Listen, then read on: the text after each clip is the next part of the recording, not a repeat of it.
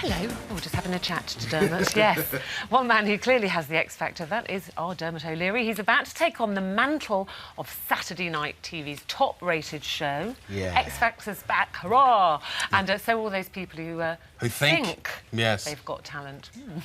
I can play 3 invisible instruments, the violin, the mandolin and the Hawaiian guitar. Why invisible instruments?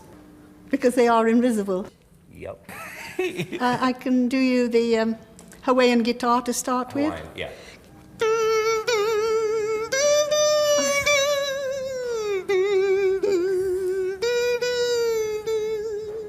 With the violin.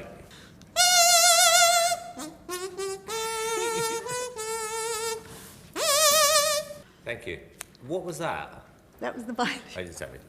I just didn't understand what you were trying to do there. Now, Dermot, there will be those people at home who may be laughing there. That may have brought a smile to their faces, but these people, they become like family to you, I would imagine. Do you know what? This is a funny thing. They absolutely do. And that's what surprised me most since doing the gig, is when you're watching at home, you are laughing along, but when you get there, you just think... Firstly, these people make the show. You know, they're the ones that turn up and put themselves out there. And secondly, the minute you interview someone, you immediately become emotionally involved in them, so you really want them to get through. Especially if they believe they're good. Yes, but they truly do. I mean, actually, I thought that was quite clever. Wait and see what happens with Joy, that's all I'll say. Might not be quite what the X Factor's looking for. You don't know. That's Maybe Joy, not the Joy winner. 79 from Kent. Oh, really? Yeah. So we might see more of her. I've got the impression it might not be the last you see of Joy. But you do really, when you're doing all the auditions, your role really is a shoulder to cry on, isn't it? To get people through that. Yeah, I mean, you sort of have to play it as you... I mean, I've always watched the show, but you sort of have to play it as you find it, really. You know, each person's different. There are people that want to go in there, and all they want is a yes from Simon, you know? The 3 other judges could say they absolutely despised everything about them. If they get a yes from Daddy, they're so happy. Daddy, is that what you call him? They come out and they're just... It is the prodigal son syndrome. All they want is that affirmation from Simon. How much security does that man have, Simon Cowell? Because there are so many irate mothers on the show. He's only got Big Tony, and to be fair, Big Tony's turning circle's so large that I don't know if he could do that much, if you're honest with me. He needs Big Tony. Yeah, we all need a Big Tony. You're OK. You're new to the show this time round, and you've a new judge... Well, bits and pieces. What else is new? Danny Minogue's OK, Danny Minogue's new. Louis wasn't new, and now he is. That all happened. Was that all a stunt? Was that all set up? Did he know he was coming back? No, not at all. Well, Hannah, my half, from what I know, absolutely not, because I tried to get that out of him when I interviewed him on the show, and absolutely not. He was totally shocked, but over the moon to come back. Well, I'm pleased he's back, likely. But what about all the stuff that was in the papers today saying that the bit that we see with him coming back wasn't really happening? Yeah, we did our press conference yesterday. And so we showed the first episode to the press and so forth, and that's kind of the thing they picked up on. And all it was essentially Simon just saying off camera, do you know what? Something's happening. We missed Louis. Sharon was missing Louis.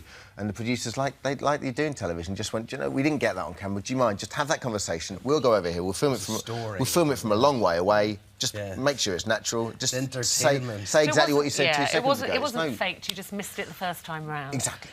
So Sharon was really missing Louis then, because they are quite good. Although they fight, tell, because my first week was with Danny and Brian, and you could tell. Everyone was getting on, but you could tell there was just certainly something there that wasn't gelling as well as it could. And I think Brian, he says in the first episode, I don't get Britain. I think that was partly what it was. We had these people coming in and Brian's face was like, what can I do with you? Now, what's his role? Because originally I thought he was going to be a judge. Yeah, he was going to be a judge. Then he didn't find judging particularly comfortable. And I think the dynamic... both Sharon and Simon missed Louis, and God, you would have loved to win Louis Walsh getting that call from Simon, wouldn't you? I bet he absolutely relished it. Exactly, and now you can tell. The first day I remember him coming in, he was just so smug about it. It's brilliant. So it annoys Simon, that's funny. New gig for you, and your biggest competition on Saturday night's going to be you. I know. He's on both sides at once, so he is, on Saturday night. No, we're just playing out the 2-1 versus 100s that we did on the lottery show. Yeah, they've been played out on Saturday night up against X Factor, so thanks for that. Yes.